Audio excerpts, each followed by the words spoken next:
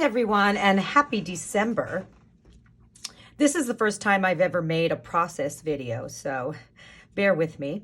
I had some requests for this particular page that I did for my day one of December daily this year. So just to show you what it does, this is a transparency and all of my items are on top of it. Underneath is my story. So I didn't want to flip this up so I didn't have to deal with the back side, and I also didn't want to flip it this way. So I had thought of a way to come up with a track that could run along the top and that I would be able to slide my transparency over to reveal my story. And then of course, once you're done, you can slide your transparency back. So I thought I would put together a little video to show everyone how I did this. So that's the original page. Just to kind of give you an idea of where I started, I have the background printed on one piece of photo paper. I didn't want there to be a transition, so there was a bump between these two, which would keep this from sliding back and forth nicely. So I created this background in Photoshop Elements, and I chose my photo. I sized my photo to fit on half of the page. I added my word art. And then on the other side of the page, I typed up my story, printed it all out, and then began with that as my base. So I am going to show you the supplies that I used after that, okay? So here are some of the things that I used in order to create my page. Let's see, let's start from the bottom. I have my self-healing mat so that I can use my craft knife in order to cut without damaging my desk. And I have also a push pad that I used with my piercing tool to make the holes and to make sure I can get the holes through the paper very well. Of course, my paper piercer and my craft knife. And then supply-wise, I have a background. And of course, like I mentioned, mine was on photo paper. This is just a regular everyday piece of white paper. And to show you how I measured it, this is the same size as the patterned paper in the December daily product release this year. I divided my page completely in half equally, 5.5 by 5.5. This dimension is 8.25. And then of course I poked my holes over here, or punched my holes over here so that I can put it inside of my album. My next piece that I needed was the transparent piece. So I cut a piece of transparency. And if you can see, I'll turn it over. This is 8.25 inches tall by 5.125 inches wide. And the reason being is because I did not want my transparency to hit the holes that I punched to put them in my album. So I cut like about 1/4 of an inch off the side. And so that's how we ended up with those dimensions. You will also need another small piece of paper. The exact dimensions of this are not cut in stone. You can make it whatever you need to make it. I just found a little 1.5 by 4 inch piece of paper. And so you will need that. The brads that I used were the mini brads, but for my little video here, I chose to use some larger brads for visual, for ease of viewing it. You will also need some small flat embellishments. As you can see, I used the gold glitter stars. So you can use stars, you could use hearts, you could use circles, you could use hexagons. The point of having these is so that these little brads don't fall into the track here. because the brads I used are very tiny, and without something to back them, they easily fall through this track and come apart. So I didn't want that. And as I designed my page, I decided that I would use stars. And then I kind of, in my mind ahead of time, knew I would need to have 2 of my embellishments here. And then, of course, I decided that I would scatter them around the page. In the middle, I used my large felt number 1.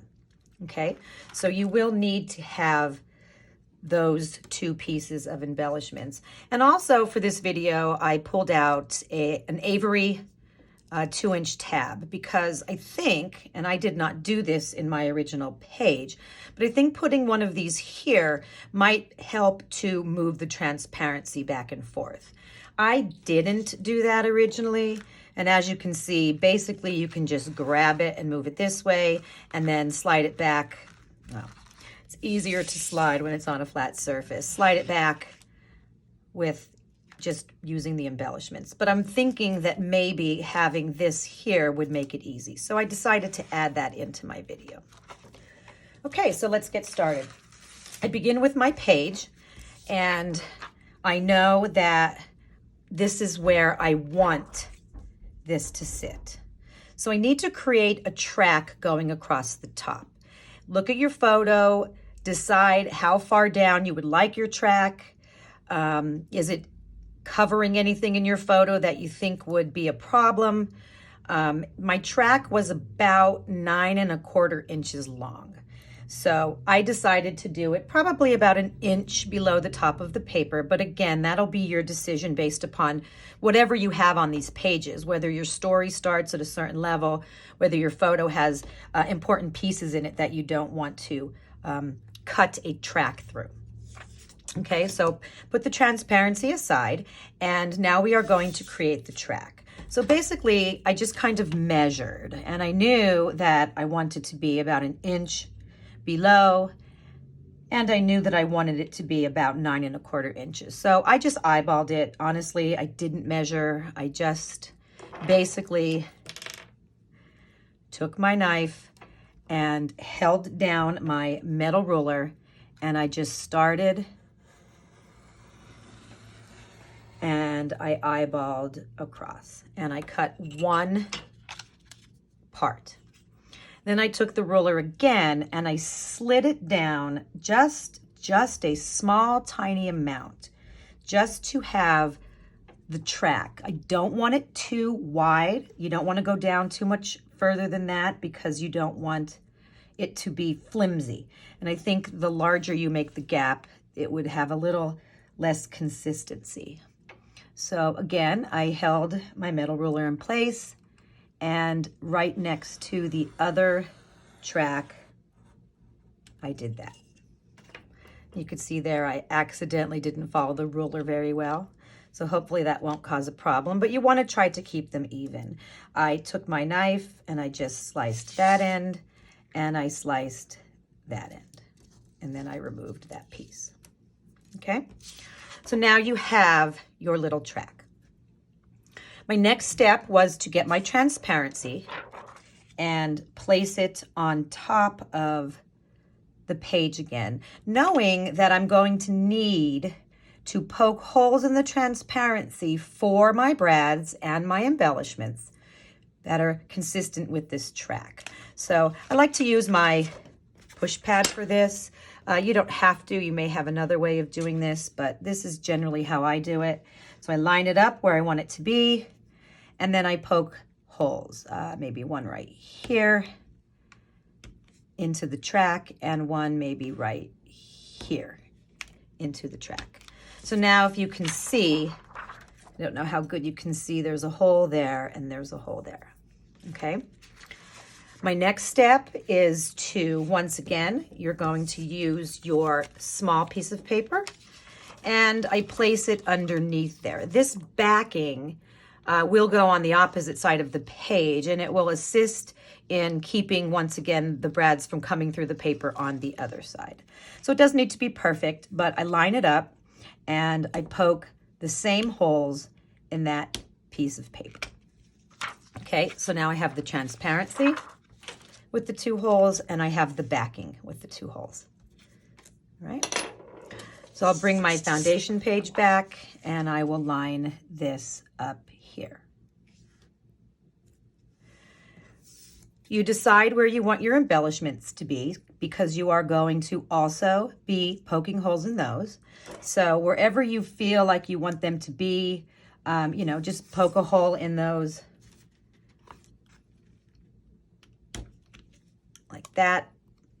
And then the other one, I'm figuring that I could poke a hole right in the middle of it, and that will also be fine.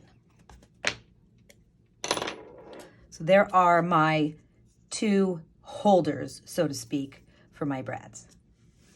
Then you will take your brad, and again, I'm using very large ones this time, but it's not necessary. As long as you have the backing, you do not need large brads. So I'll poke it through there, and then I'll poke it through here. And the same on this side with another brad. Poke it through here and poke it through here. Okay, so that's how you run it along the track. Those need to go inside of the track like this. And then I flip it over. And this is where I use this piece of paper that I've had before. So making sure I'm using it right. I will poke it here. I don't know if that's right. I think it was this way. I want it sticking off the top of the page. So let's get that in there good.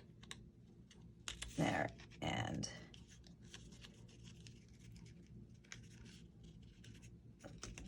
there. Okay, so now they are sticking through all of your pieces, your transparency and your embellishments, I'm sorry, and your brads, okay? And then I go and I fold the backs over. And I don't do them too tight because if you do them tight and you press them down really hard, it's going to have a difficult time sliding. So you just kind of want to, you know, open them up so that it keeps it in place, but yet it allows it to move. And then I kind of see, how is it moving? Is it moving okay? It looks like it's moving fine to me. And of course, at the end, and this is something I, again, did not try before, but if you wanted to, you could attempt to put a, let's see, and this is an old, I just dug this out of my drawer as an example. So then you want to kind of put this, you can, as, and see, it's dirty, it's old. It was just one of those that I had tried to use, but I chose not to. Threw it in the drawer. It's a good example. So that then could become your pull piece. See, you could pull it back and forth like this. And that's it. It's actually very simple. The backside probably, in my book, will be covered by a piece of patterned paper for another page. I will make sure that when I put this down that I don't get in the way of this track. You know, make sure I put my adhesive so that it's not keeping the track from moving. And this way, as you flip through the album, you won't have anything to see through here except for the back of whatever page you have, but you will be able to slide this back and forth very easily. So I hope this helped. Thank you for watching. Again, I've never done a process video before, so I apologize for my pauses and my ums. I'm a teacher by trade, but it's a lot different in front of adults than it is in front of children. So I hope I did a good job for you guys. If you have any questions, please feel free to reach out. I am more than happy to help out. Have a great day.